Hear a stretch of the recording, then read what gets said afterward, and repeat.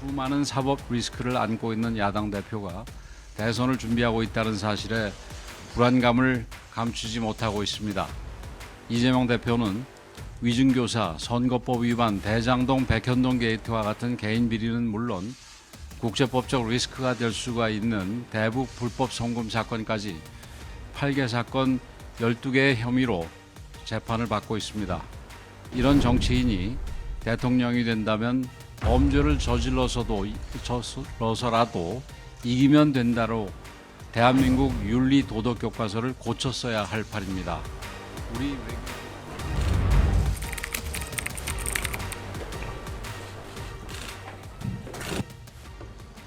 지난 금요일 헌법재판소의 대통령 탄핵 심판 결정이 있었습니다.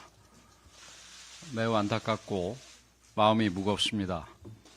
집권 여당의 책임을 다하지 못하고 엄중한 사태를 불러온 것에 책임을 통감하며 국민 여러분께 송구스럽게 생각합니다. 헌법재판소의 결정은 났지만 여전히 국민 여론은 크게 갈라져 있습니다. 이 갈등과 혼란을 해소하기 위해 정치의 역할이 그 어느 때보다 소중합니다. 이제 분열과 갈등의 정치에 종언을 고해야 합니다. 통합과 화합의 정치로 우리 사회의 깊은 상처를 치유해야 합니다. 대통령 탄핵은 정치적 승패의 문제가 아닙니다.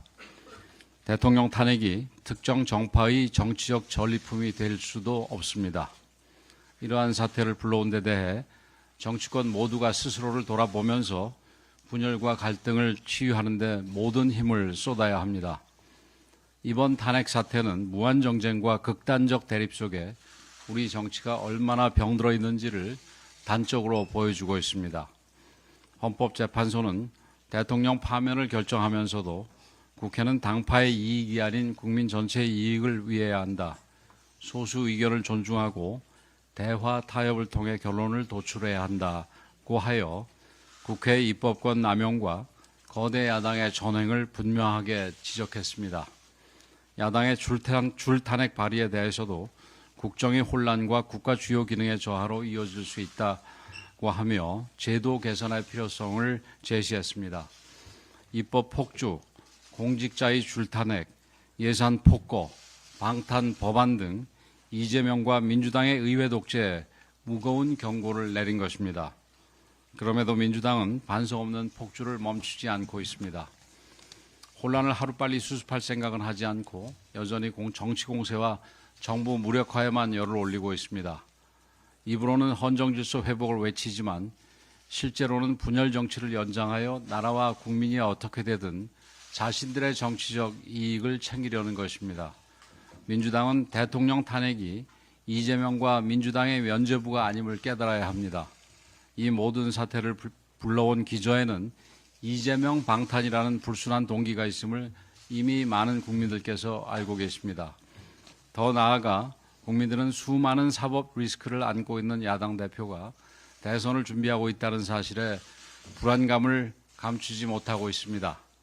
이재명 대표는 위증교사, 선거법 위반, 대장동, 백현동 게이트와 같은 개인 비리는 물론 국제법적 리스크가 될 수가 있는 대북 불법 송금 사건까지 8개 사건 12개의 혐의로 재판을 받고 있습니다.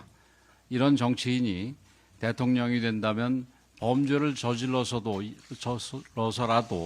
이기면 된다로 대한민국 윤리 도덕 교과서를 고쳤어야 할 판입니다.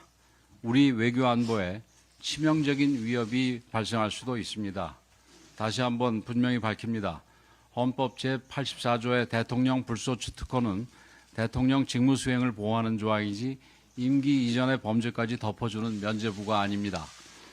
지금 대한민국은 자유민주주의 헌정질서를 지키느냐 못 지키느냐 하는 정치적 시험대에 올라 있습니다.